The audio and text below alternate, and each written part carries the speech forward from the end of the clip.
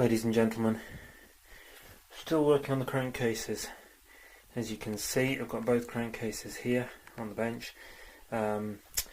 This is the top part of the crankcases, and as you can see, it's still got the paper gasket, the remains of the paper gasket still stuck on the edge there. So what I've been doing is I've been scraping off the paper gaskets.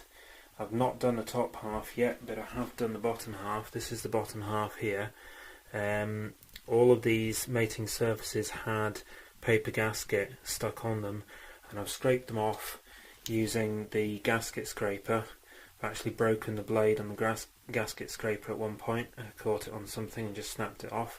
So I'm going to need to replace that blade before I can continue and do the other half. But anyway, this is now a nice clean flush kind of mating surface. If you run your finger across it, you can feel it's nice and smooth. I think I've actually missed a tiny bit there, but I'll probably get that with my fingernail. But basically it's pretty decent. It's a pretty decent surface. Same here. I've done this bit that goes around the gear selector mechanism, and got that all nice and clean. Obviously there's lots of kind of stuff gone inside, but what I'm going to do is I'm going to probably blow it all out with compressed air at some point. I've done the same thing on the other side of this.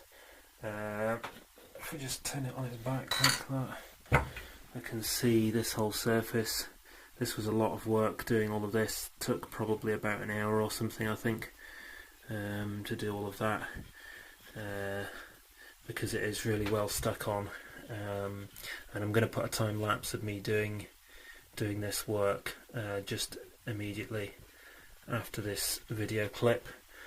These surfaces here, these didn't actually have paper gaskets on, because this is the split between the two crankcases, and there isn't actually a gasket there. I think you have to put some sort of gasket material, seal like that, like some kind of gasket sealant or something to seal it.